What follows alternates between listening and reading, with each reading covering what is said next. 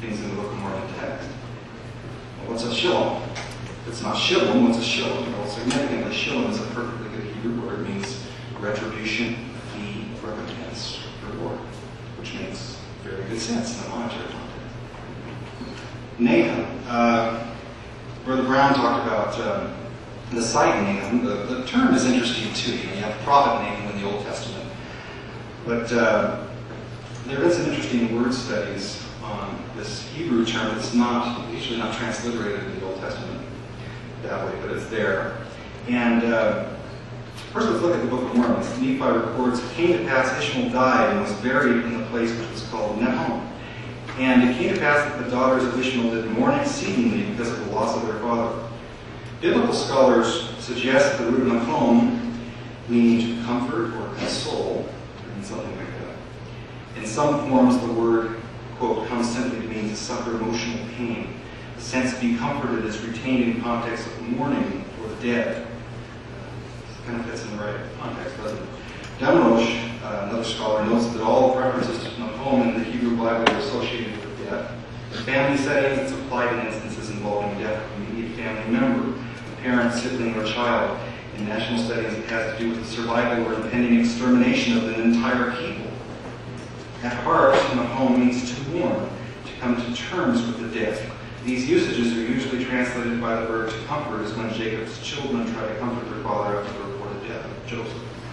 The events in 1 Nephi 16, 34 to 35 fit this context quite well, and are told that Ishmael, his family member, died and his daughters mourned. But there's more to this.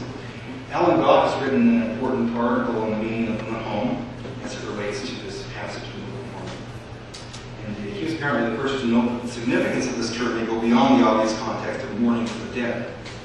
Nephi related that Laman said unto Lemuel, and also the sons of Ishmael, Behold, let us slay our father, and also our brother Nephi. And it came to pass the Lord was with us. Yea, even the voice of the Lord came and did speak many words unto them, and did chasten them exceedingly. And after they were chastened by the voice of the Lord, they did turn away their anger, and did repent of their sins, insomuch that the Lord did bless us again with whom he could not perish. Now, according to one scholar, the term Nahum can also be extended to describe the release of emotional tension involved in performing a declared action. And one of the things that Damrosch points out is that usually, sometimes it's a person who repents or changes his mind. Sometimes it's God who stops doing his decreed action and then changes his mind. But frequently, what's going on is the person involved is contemplating murder. And then something happens and there's a change of mind. I mean, Esau comforts himself about saying, okay, well, I lost my birthright, I'm going to kill Jacob. You know, it's that same type of a situation. And in other cases, it's God, for example, in the wilderness. He's going to wipe out Israel. Moses pleads with the Lord and says, oh, don't wipe them out, you know, and the Lord repents. He changes his mind and he says, okay, I won't wipe them out.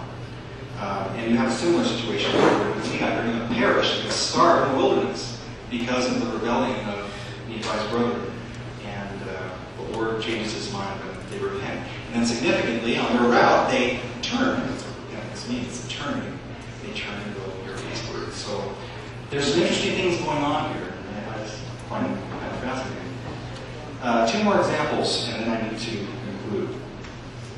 According to Zenith's record in the Book of Mormon account, we began to till the ground, yea, even with all manner of seeds of corn, and of wheat, and of barley, and with naos, and with shalom. Pray tell me what kinds of grain naos and shalom are. Joseph's mistranslation needs another translation to render it intelligible. So wrote Origin Bachelor. It's one of my favorite critics. Another scholar, actually another critic, writing in 1979, one time BYU student Botane called S. Scott, says, we must reluctantly pass on the existence of naos and shalom and put them into the same category as the unidentifiable curlums and cones. Well, as it turns out, shalom is a perfectly good Akkadian, that's an ancient North Mesopotamian name for grain. It dates to the 3rd millennium BC, so it would be about the same time the Jaredites came from Mesopotamia, so that's about that time. But it was known in the ancient Near East after that, and was fairly known. Shalom It was a word for grain. In ancient Mesopotamia, it was used to refer to barley, but scholars who studied ancient Assyria point out that sometimes it means other things. This term shadim was a term by which, as I said, the ancient Near Eastern peoples referred to barley, but it could be applied to other grains. The Book of Mormon people seem to have used this Old World designation for grain to refer to some New World crop. And what's interesting about this is, the question comes up that Joseph Smith had derived this name from some 19th century source. Well, it would be a trick, because Akkadian couldn't be read until 1857, 27 years after the Book of Mormon was published and 13 years after the prophet was dead. So, my question would be, if Joseph Smith was really the author of the Book of Mormon, how did he not only come up with the word shadim, but happen to use it in an agricultural context, which is right where it belongs? I think that's an interesting point. Now, they want me to close up here, but I've got to say just one more point. The question of barley comes up in the Book of Mormon. Mosiah 9:9, there's a reference to barley. I think it's mentioned in Alma 11 as well. In 1910, Charles Shook, who I believe was an anthropologist, he says, where is the proof of this extraordinary assertion? It seems very probable if America had once had barley, they would not have given up its cultivation and use. Yet it was not to be found in America when the Europeans came. Shook then notes that while ancient pre-Columbian sites were known in many places, and he cites Arizona as an example, not a vestige of barley has ever been found in any of these sites. In this book, we are told, stated William Yaterwolf in a widely circulated anti-Mormon pamphlet, that barley was among the produce of the earth, whereas all respected scholarship is absolutely positive in its authority that barley is only a modern New World crop. One more statement. If there was no barley in America until the white man came, then the Book of Mormon must be false. If God were the one who wrote the Book of Mormon, is it not a reasonable assumption he would have known there was no barley in the New World? The Book of Mormon falls far short of authenticatable truth. As this last statement was being written, however, several specimens of pre-Columbian domesticated barley were discovered by archaeologists while excavating a Hohokam Indian site near Phoenix, Arizona. Perhaps the most startling evidence, I'm citing a report here, of Hohokam agricultural sophistication came last year when salvage archaeologists found preserved grains of what looked like domesticated barley, the first ever found in the New World. This story is closed. Lessons from this. Like others have said, this does not prove the Book of Mormon true. These are pieces of evidence that can be discussed, and there may be things about pieces of these evidence that are wrong, that I've given about, or others have gotten wrong.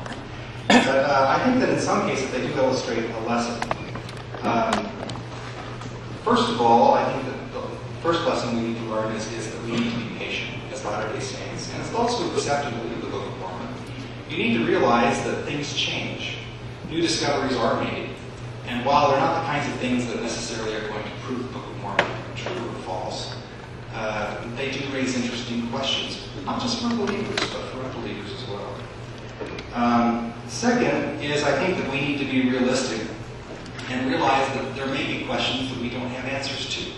And so again, we have to have faith, we have to be patient. And that takes a little bit of courage on our part. But we have to keep looking too. We have to be diligent and careful and try to do the best we can. There's a story, and I'm going to close with this. There was a brother who joined the church in Ghana a number of years ago. And he was black, and he joined the church. I think he was in the 1970s or shortly thereafter, and somehow he got the testimony of the Book of Mormon, that Joseph Smith was a prophet, and he was so excited about it. And as things went on, he started hearing, well, you're not going to be able to hold the priesthood. This is before 1970. And it really bothered him. And he could not. He talked to church leaders, he talked to friends, he read anti-Mormon literature, but he couldn't find any one explanation for why. And it upset him, and he stewed about it for days. And as this brother was interviewed by Professor LeBaron on campus back in 1988, he was describing the conflict that